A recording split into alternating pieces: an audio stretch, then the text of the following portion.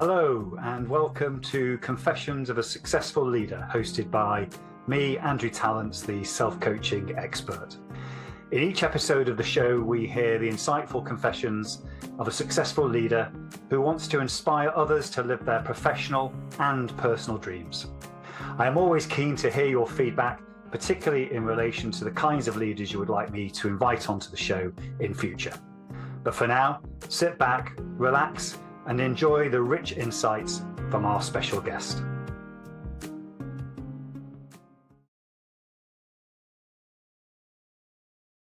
Hello and welcome to another episode of Confessions of a Successful Leader, hosted by me, Andrew Tallents, the self-coaching expert.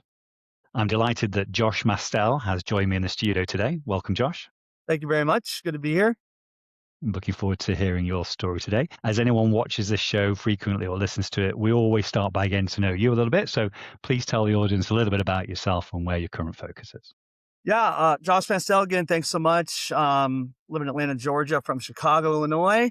I currently head up all sales operations as the president of a company called Innovien Solutions. We do IT staffing and across the enterprise space. So have about a team, about 30, 40 direct reports across the sales side and some sales leaders in there as well. Rapidly growing companies are going through a lot of change and growth right now, which is really exciting with a lot on my plate. So happy to be here. Really excited to chat with you. Thank you. And it's very normal for our guests to talk about the professional side. So when you're not working, which I know you work really hard, what is it you do to relax outside of work? What kind of personal interest do you have?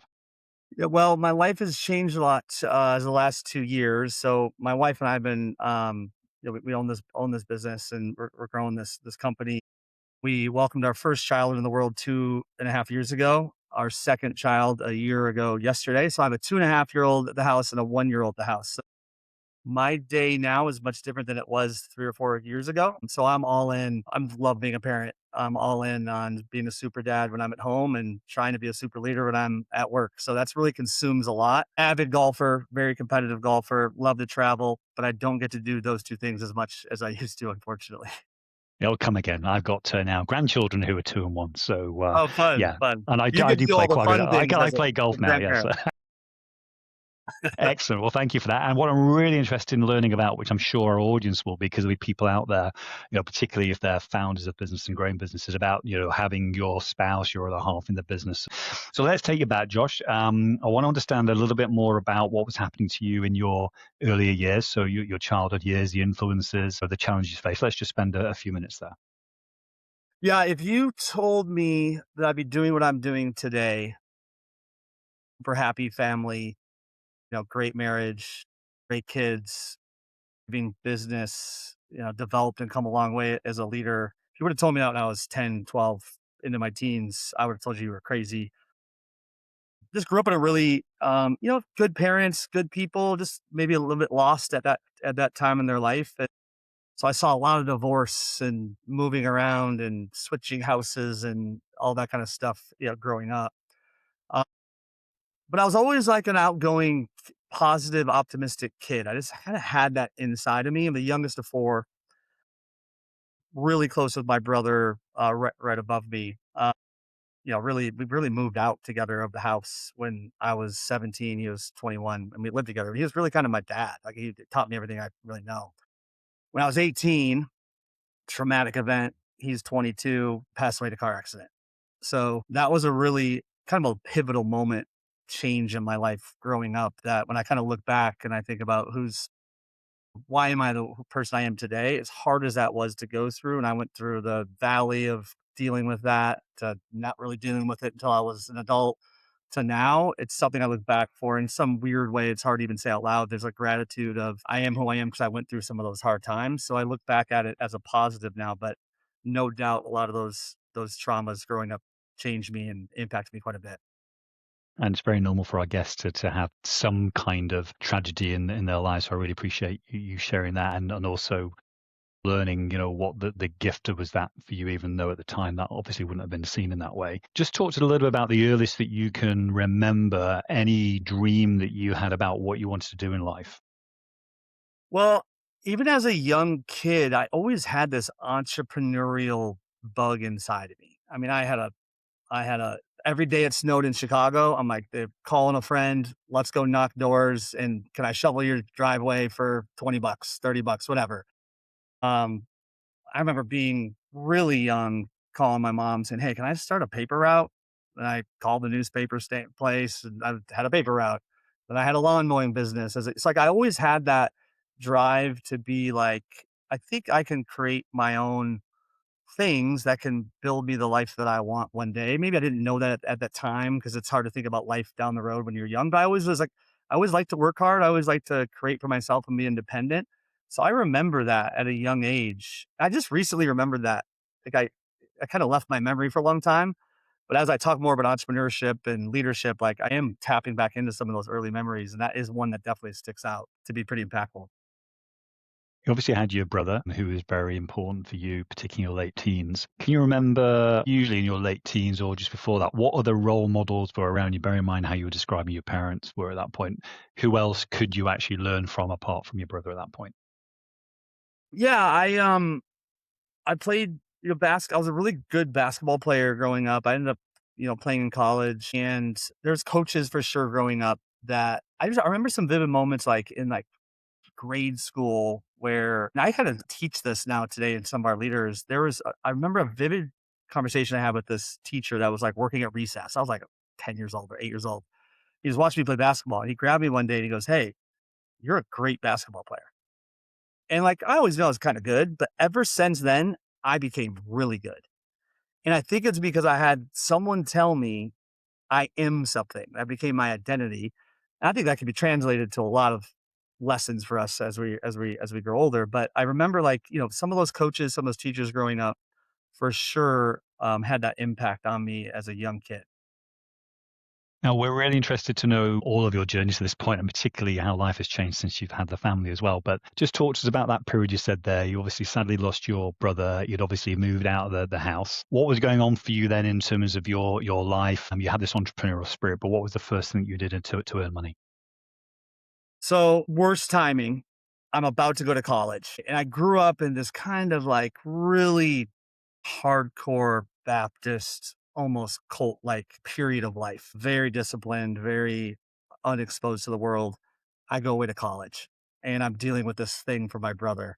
I'm trying to put on this face that I'm fine and did what most people do when they're dealing with things like that. I partied my way through college and dealt with it the wrong way. I didn't know how to deal with it. I remember seeing some counselors at times because something that always kind of popped up in my life at that age was always had relationship problems, right? Like, so dating people in college and that kind of thing was always like there's always tension and wasn't smooth. I think looking back now, it's obviously like seeing that from my parents growing up, losing somebody guarded, whatever.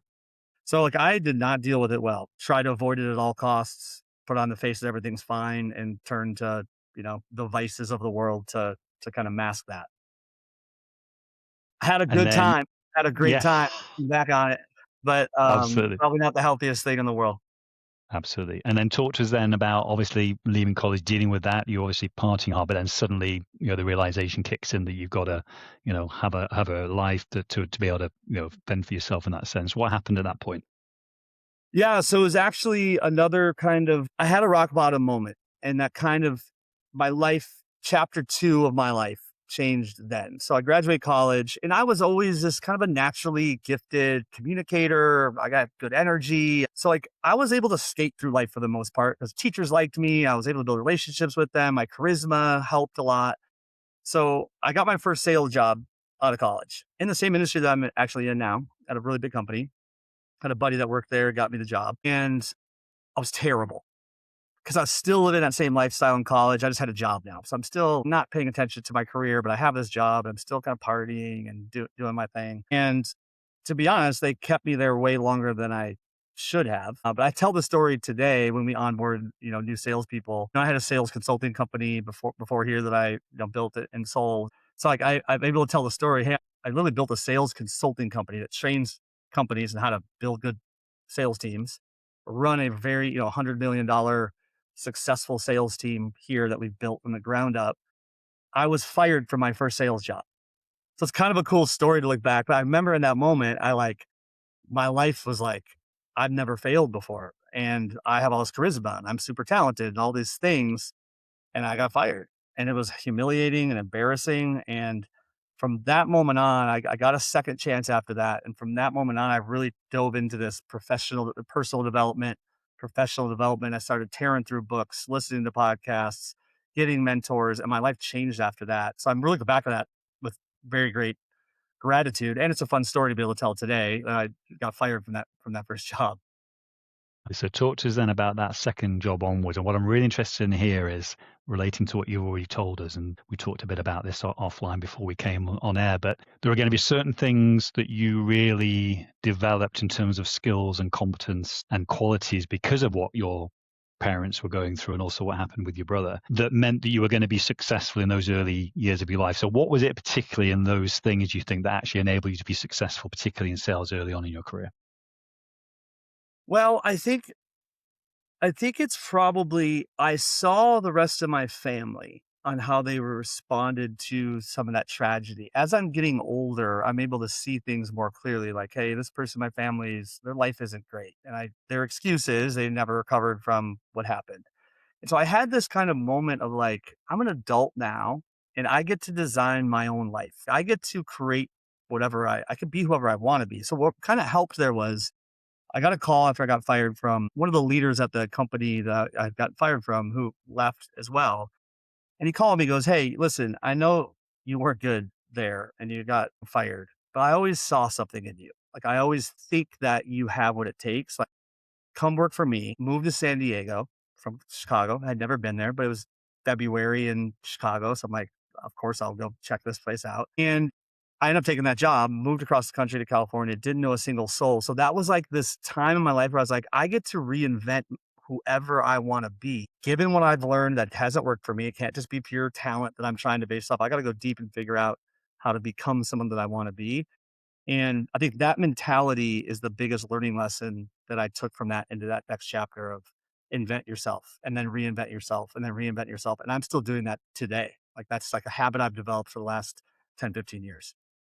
Love that. And then if we just move on a little bit to the time that you remember having your first management or supervisor role where you're actually now not being judged on your own talent in sales, but actually your ability to manage others in that. So just talk to us about that transition and again, how you'd reinvented yourself served that. And also maybe what started to challenge you because of this thing about building relationships that was, maybe still in the background. Yeah, that's a funny one because so I moved to San Diego, found some success finally. I was like doing well as I was an individual contributor, but the intention was always for me to go out there and grow and lead that office. So was successful, started hiring a team around me, and then eventually, got promoted to my first leadership role to run that team. And of course, big challenge, right? Because I'm like, I've never done this before. I've never managed a team. I just got my own life kind of figured out. I'm on the journey to do that. Now I'm responsible for these other people. So I was terrible, right? So I was like back to kind of being bad at something again. But now I have a new set of skills that I've learned of, personal development, taking control of your own life. So I think the lessons I had learned there was the mistakes I made as a leader is I was me centric. I need you to do good because I'm going to hit my number. And that obviously came with all the mistakes you make as a leader when you have that drive. So I think there was a survivalist in me that maybe came out because of where I came from up to that point that I have to make it and I need you to do that. So I hadn't put two and two together yet that it's the opposite. If you really want to be successful, you care about the person, not about you. So that was a really cool learning moment. I've became a good leader by being a terrible one, by not investing in those relationships and making sure that your people come first.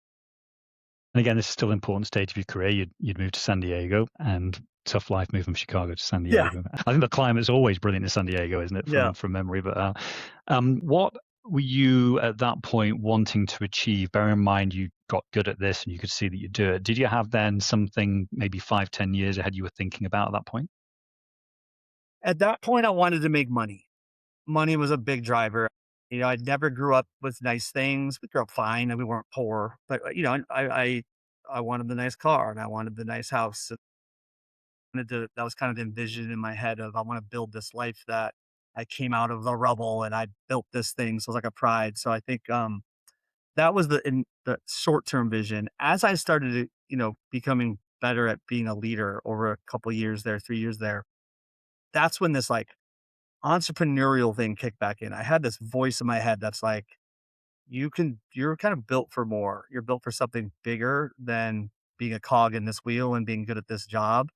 And it started to affect me in my job actually, because I felt like I could start doing my job in my sleep and I was never really reaching my full potential. So I always had this idea of like, I want to go do something and build my own thing and be a part of that entrepreneurial life. So it wasn't until about 5, 6 years later that I actually made that jump, but it was like those 3 or 4 years were like turmoil. Like I never was fully happy, although I was becoming very successful, got promoted, running bigger regions and bigger regions. I was just always like, I feel like I could do this better. I could run this place better than these guys. I should probably start my own. So I always had that demon inside of me telling me that. Not a demon, it's actually an angel inside of me telling me that. Yeah, and it's interesting you say that because some people do see it as a demon, and then with hindsight, we can see it's an angel. But can For we just sure. stay there a little bit? I'm really interested in this. I think Richard Branson wrote in one of his books, maybe his biography, that he believes that every single individual has the ability to move from actually how we process that. So just talk to the audience here. If they're feeling this now in a corporate environment, not even just in sales, could be finance or ops or whatever it might be, and they're getting that feeling that you had, that you stayed with for 4 or 5 years before you did something about it. What advice would you give them to explore that, be curious about it, to be able to do something with it maybe a bit Yeah. sooner? Well, I mostly agree with what Branson's saying there. I think we all have this thing inside of us that has a desire to create. I think we're programmed for that. Now that may, entrepreneurship may not mean you're building your own business in this giant business. It could mean I'm going to find a problem inside the company I'm in the division I'm in, and the whatever, and I'm going to create a solution to that. And that could tickle that itch for you. And at the same time, it's going to elevate you in your role because the C suite at the company you're in, they want people that can see problems before they're problems or find problems and create solutions to them. That's entrepreneurship. That's creation. That's the most valuable people on any team. So whether that is translated to, I'm going to go find my own problem in the market and solve it. You can find your own problems inside your own company and solve them, and you'll be promoted 1,000 times. And this is the exciting bit for me now. So you get to that point where you realize you have to do this now because it's getting too much of an urge. Talk to us about that time, about when you made the decision to make the plunge and decide to go on your own. Well, this is an interesting one because this is when I meet my wife at that company. Actually, she has the same kind of situation as me. She's killing it there. She's one of the top reps in the whole company. She's like, I have this demon angel inside of me. I need to build my own thing. So she actually is probably, 5 times the entrepreneurial spirit that even I have. I'm a really good number 2 entrepreneur. She's a really good number 1 entrepreneur. She can dive into the deep, dark depths by herself. Unbelievable confidence. She's the most amazing entrepreneur I know. She's amazing. So she actually took the leap first and started this current company. I left and started that sales consulting company I was telling you about. And I always hated it. It never did great, but I was tickling. I was building something. It never got really big. It never did what I had wanted it to do. So I ended up bringing in a partner, offboarding that, selling it off to him. And so she had been building this company for a few years, really gotten it starting to get really big. I needed a break from the industry. So I jumped back in to join her. So now we're doing it together. So it was really kind of at her leadership, to take the risk. She really took the jump first. And I look back and I'm kind of thankful for that because I was doing so well there.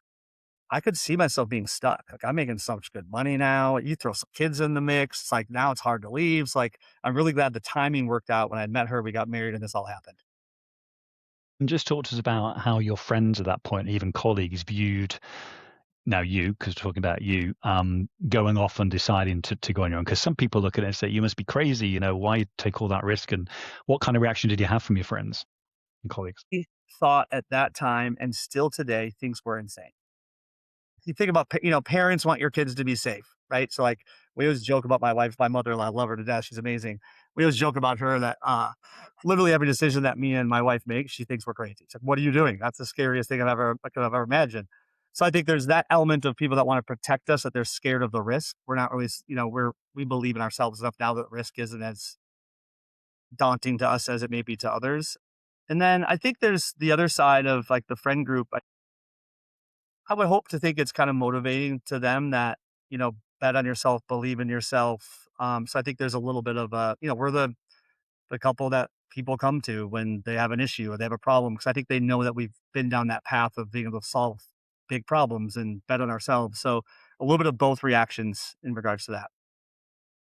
Now, you can answer this in one of two ways. As you've now had the experience of growing your company, with your wife and got to the scale it's got to now, what's been the biggest challenge so far from a leadership perspective, either for you personally or the two of you? Hmm. Well, I think what'll hit home most is current. Like we're at a size now where we're really starting to scale. We're starting to get pretty big, and it's bandwidth. So it's too many things on our plates. And what we're learning right now is that next layer of leadership underneath you, and training them and teaching them and trusting them and giving them the authority to take things off your plate and trust that. It's hard to do when you've built something that you give them some trust away. It's your baby. So I think it's the typical scaling entrepreneurial problem, right? It's only get big with you if you have other people that are doing it underneath you. And we're at that moment right now. We have a really good leadership team, young, got some growing to do. We need to add some more players to it, but that's the biggest challenge right now.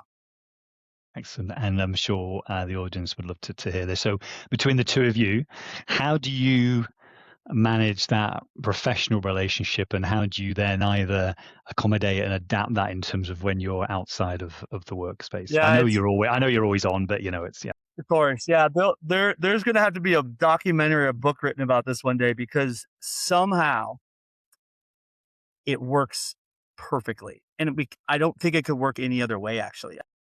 So the benefit is we both have the exact same mindset, belief system, value system, decision making. Like we're almost identical. We have we're different in some other areas, but we have a rule in the company here that like we should never be in the same meeting unless it's like your executive leadership meetings, at course. But like decisions I'm going to make in that meeting are 99% of the time the same that you're going to make. Let's divide our time and do that. Now, I made some rule changes along the way. Like we don't commute to work together anymore because I need that time to listen to a podcast or call mom or just be silent. So having kids has helped a lot, because when we go home, of course you're always on, right? But when we go home, we're mom and dad, and phones are away, and we make a big commitment to like, there's nothing that happened at work today that's more important than this job. This is our number one job. So we're really good there. Once the kids go down, we might get the laptop out a couple nights and talk about some stuff, but we're pretty good at knowing each other's flows. Like I'm a morning person. I get up at 4 in the morning and get my workout in before the kids are up, and I'm in Zen in the morning. She gets up and she's on her laptop right away. It's how she works. So like this morning, I walk in the bathroom to get ready. It's 6:30. She tries asking me a work question, and I'm like, nope, I'm not in yet. I'm not on yet. I'm still in my Zen. It's like we've learned how to like, when can we and can't we talk about things based on kind of the flow of the day. So it's never been an issue. We've never had a work fight that's bled over or opposite, which is nice. excellent. Talk to us a little bit more, because you're at that size now, and again, people out there who will be listening to this will be interested. At what point and how do you feel about advisors, people that are coming in to support, but you've got to let go a little bit sometimes? Where are you at on that journey? Because there's an inflection point, isn't it, for you to create even more value? We have to sometimes seek and ask for that advice. Yeah, we've done a pretty good job of that. I have a performance coach that I work with. If anyone's seen the show Billions, I forget that lady's name. That's like their kind of advisor internally. She reminds me a lot of her. She's really hard on me. So I work with her every 3 weeks, one-on-one sessions. And then we brought in an advisor last year that helps us with some of our executive leadership team quarterly planning, goal planning, organization there. So that was an area that I think we struggle with, is how do we really get aligned every year? What are our goals? What's our real mission here and target? How do we break those? So we run on, what's it?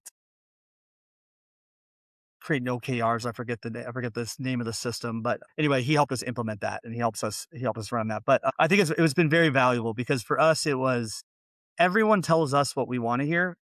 And it's good to have someone from the outside that's going to tell us what we need to hear, because we're not usually going to get that from our employees. So it's been valuable for us to have someone that we trust that can be brutally honest with us.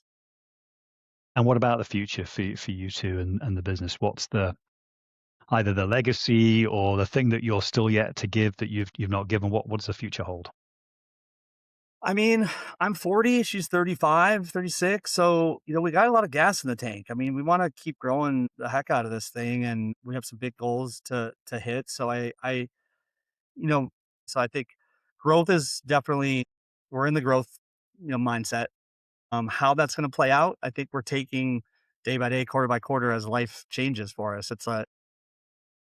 I'm really interested in you, bear in mind where you're at right now in the industry that you're in as well. How do you see AI affecting the future plans around the kind of people that you bring into the business? Because AI isn't going to replace everything, because we still need people to be in relationships, right? But what's your view of that and how that might accelerate in the next 2-3 years? Yeah, we've dove in quite a bit to a lot of AI tools that we use to make our people better. I think right now in the foreseeable future, AI is going to be a massive weapon for your people to use. So we're diving into that, and we're using a lot of really cool tools to help automate everything that we possibly can, make our people smarter in every possible way. Our industry is very relationship driven. It's a people industry, so we're not going to replace our people with AI for sure. We're more so thinking about how our customers going to be, our customers are big, giant enterprise companies around the country.